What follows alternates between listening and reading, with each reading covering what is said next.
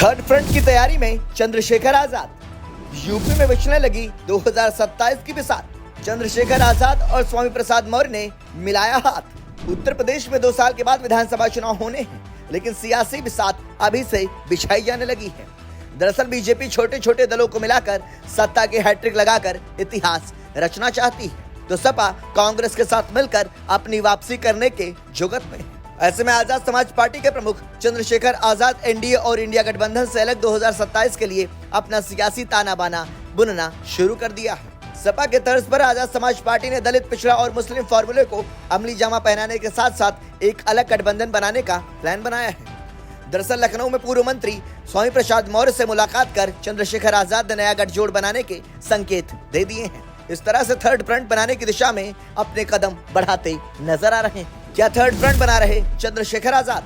नगीना से सांसद चंद्रशेखर आजाद इस बात को बखूबी जानते हैं कि इंडिया गठबंधन में उनकी एंट्री होने वाली नहीं है और बीजेपी के अगुवाई वाले एनडीए गठबंधन के साथ जाना जोखिम भरा कदम होगा।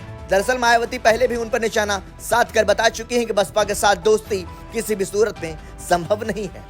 मायावती ने चंद्रशेखर आजाद और स्वामी प्रसाद मौर्य का नाम लिए बगैर कहा था कि बसपा को कमजोर करने के लिए छोटे छोटे दल बनाए जा रहे हैं। बसपा के खिलाफ छोटे राजनीतिक दल और संगठन बना रहे हैं। सत्ता और विपक्ष में रहने वाली पार्टियां बसपा के खिलाफ एकजुट हो रही हैं और बसपा को कमजोर करने की कोशिश की जा रही है। दरअसल चंद्रशेखर आजाद 2027 विधानसभा चुनाव के लिए अलग सियासी ताना बाना बुनने में जुट गए हैं। इसी कड़ी में चंद्रशेखर आजाद ने लखनऊ में स्वामी प्रसाद मौर्य से उनके आवास पर मुलाकात की। चंद्रशेखर आजाद और स्वामी प्रसाद मौर्य ने मिलाया हाथ। चंद्रशेखर आजाद और स्वामी प्रसाद मौर्य के बीच हुई मुलाकात को डॉक्टर भीमराव अंबेडकर और कांशीराम के मिशन को आगे बढ़ाने वाले 2 नेताओं की मुलाकात बताई जा रही है। यह मुलाकात जनता पार्टी के केंद्रीय कार्यालय लखनऊ में हुई और इस दौरान दोनों नेताओं के बीच सामाजिक न्याय, बहुजन एकता और आगामी चुनाव रणनीति पर चर्चा भी हुई। माना जा रहा है कि दोनों पार्टियों के बीच एकजुटता और 2027 में मिलकर चुनाव लड़ने की स्ट्रेटजी पर बात हुई है।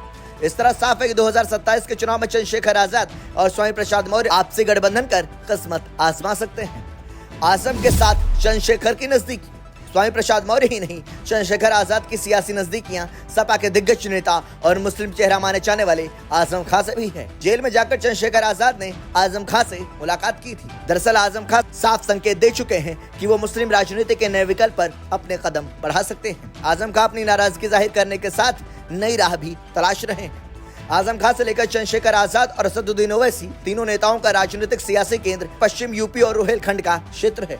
आपको बता दें कि चंद्रशेखर, ओवैसी और स्वामी प्रसाद मौर्य 2024 का लोकसभा चुनाव एक साथ मिलकर लड़ चुके हैं और अब आजम खां को लेकर 2027 में सियासी विकल्प देने की स्ट्रेटजी चंद्रशेखर की है। दलित, मुस्लिम और ओबीसी समीकरण। नगीना से जीतने के बाद से ही चंद्रशेखर आजाद दलित मुस्लिम समीकरण के सहारे यूपी की सियासत में अपनी जगह बनाना चाहते हैं, तो ओवैसी भी इसी फॉर्मूले पर अपना सियासी ताना बाना बुन रहे हैं। दरअसल आजम खां का सियासी आधार मुरादाबाद मंडल में खासकर मुस्लिमों के बीच रहा। आजम के सहारे समाजवादी पार्टी ने मुरादाबाद मंडल में अपनी सियासी जड़ें जमाने में कामयाब रही, जबकि स्वामी प्रसाद मौर्य दलित और ओबीसी के बड़े नेता माने जाते हैं। बसपा में गैर यादव ओबीसी को जोड़ने में स्वामी प्रसाद मौर्य का अहम रोल माना जाता है। वहीं चंद्रशेखर आजाद सपा की तर्ज पर पिछड़ा, दलित और अल्पसंख्यक फॉर्मूले पर आगे बढ़ रहे हैं। पिछले दिनों चंद्रशेखर आजाद ने अनुसूचित वर्ग से डॉक्टर भीमराव अंबेडकर और कांशीराम के मिशन को मजबूत करने का सहयोग मांगा, तो पिछड़ों और मुस्लिमों ने एकजुट होकर सम्मान वापस पाने के लिए साथ आने का आह्वान भी किया। उन्होंने आगरा में सवाल किया कि वर्ष 1992 में समाज के एक नेता को, जिसे आपने यहीं से सत्ता की ताकत सौंपी थी, मुझे यहाँ बुलाकर क्या वैसी ही ताकत देंगे? दरअसल चंद्रशेखर आजाद अपने सियासी फॉर्मूले को अमली जामा पहनाने के लिए दलित मुस्लिम नेताओं के साथ हाथ मिलाने की बिसात बिछानी शुरू कर दी है। मायावती कर रही दलितों को अलर्ट।